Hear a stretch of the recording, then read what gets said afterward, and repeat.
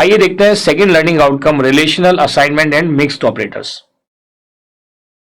तो सबसे पहले डिस्कस करते हैं रिलेशनल ऑपरेटर। किसकी बात करते हैं? रिलेशनल के साथ। Less than equal to,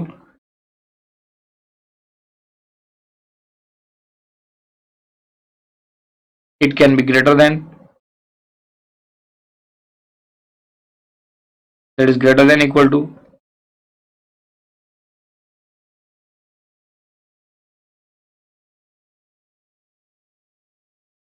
you can write it as assignment operator,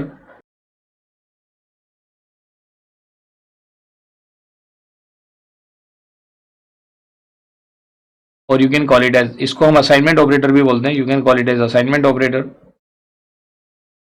and then there is a double equal to, it is called comparison operator,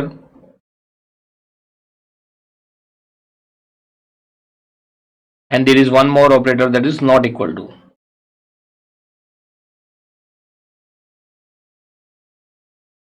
These are the various relational operators. आइए इनको one by one discuss कर लेते हैं। Operator, उसका symbol और उसका meaning.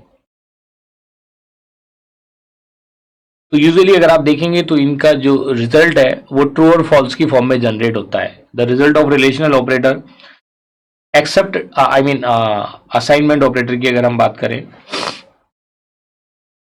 The result produced by relational operators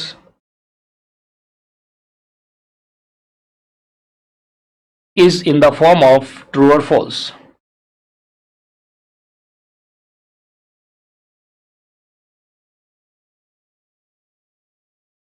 Is in the form of true or false. So decision making, they are utilized for decision making. Mostly used with decision making statements.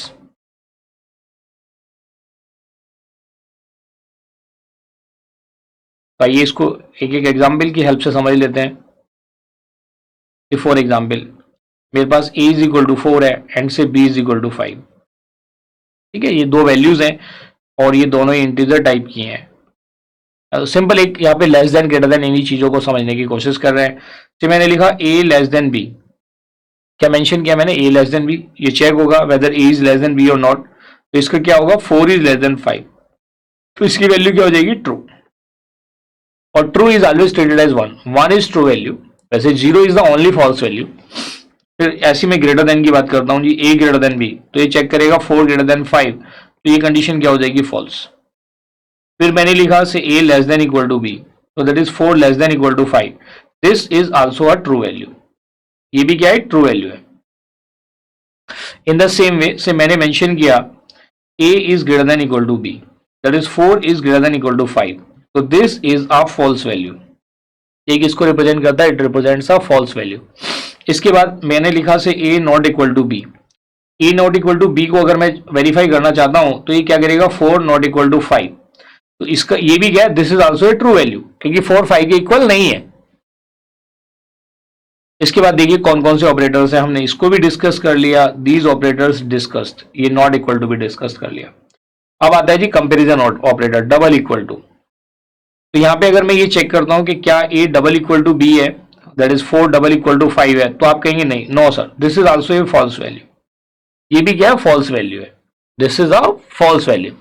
लेकिन अगर मैं यहाँ पे a is equal to b करता हूं, ठीक है, except a is equal to b, rest of the relational operator will give the result in the form of true और फॉल्स। क्योंकि a equal to b is an assignment operator, तो ये क्या करेगा? a इक्वल टू b का मतलब क्या हुआ? a को वैल्यू असाइन हो जाएगी b की। भाई a is equal to b लिख रहे हैं तो a की वैल्यू, b की वैल्यू कितनी है? 5 है, तो अब a की वैल्यू भी कितनी हो जाएगी? 5 हो जाएगी। Now a will also be 5। So basically these are the relational operator which produce the result in the form of true and false। ये आपने देख ही लिया कि भाई ट्रू और फॉल्स की फॉर्म में रिजल्ट प्रोड्यूस हो रहे हैं। अगर आप इसको परसेंटाइल डी की हेल्प से प्रिंट कराएंगे तो फॉल्स की जगह 0 प्रिंट होगा और ट्रू की जगह क्या प्रिंट होगा? 1। तो यहाँ पे अगर आप कंपाइलर देखेंगे, फॉल्स में 0 प्रिंट करेगा और ट्रू के करस्पॉन्डिंग इट विल प्रिंट 1। क्या प्रिंट करेगा? 1 प्रिंट करेगा। इसी के साथ साथ जो हमारे कुछ मिक्स्ड ऑपरेटर्स हैं, आइए समझते हैं the concept of mixed operator, और बाद में हम डिस्कस करेंगे difference between equal to and double equal to operator. लेकिन उससे पहले let us understand the concept of mixed operators, और you can say compound operators. Mixed operators, or you can call them shorthand operators, or you can call them compound operators. आप उन्हें compound operators भी बोल सकते हो, you can call them compound operators. तो अगर मैं इनकी बात करता हूं तो देखिए कौन कौन से हैं, आइए इसको समझ लेते हैं कौन कौन से ये ऑपरेटर्स हैं। तो मैंने मेंशन किया से ऑपरेटर एंड इट्स मीनिंग। हम किसकी बात करें, we are talking about operator and its meaning. तो इसकी वैल्यू कितनी होगी, say we are having plus equal to. Plus equal to का मीनिंग क्या हो गया, अगर मैंने कहीं पे मेंशन किया A plus is equal to B, it means A is equal to A plus B. In the same way say I am having minus is equal to, A minus is equal to B है, it means A is equal to A minus B. फिर मैंने देखा कि asterisk is equal to है, तो अगर मैंने लिखा A asterisk is equal to B, it means a is equal to a multiply by b. In the same way, say I am having division is equal to a divided by b is equal to, it will represent a is equal to a divided by b. देखिए इनका नाम short hand operator ही है या mixed operator है, जहां पे expression का size बड़ा होता है। To represent it in a smaller form we use this type of operators. In the same way, say modulo is equal to a modulo is equal to b, it means a is equal to a modulo b. So these operators are used, the key point to remember about it, these operators are used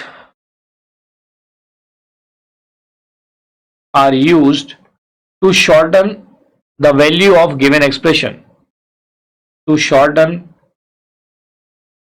the value of given expression, the value of given expression. These operators are used to shorten the value of given expression. ये इनका objective है। जैसे multiplication of to matrices आप करेंगे तो expression lengthy हो जाएगा, उसको शॉर्ट फॉर्म में कन्वर्ट करने के लिए हम प्लस इक्वल टू का यूज कर सकते हैं या करते ही हैं यूजुअली। तो ये आपका सेकेंड लर्निंग आउटकम। तो डियर स्टूडेंट देखिए यहाँ पे हमने अपना सेकेंड लर्निंग आउटकम भी अचीव कर लिया है, that is describe relational assignment and mix type of operators.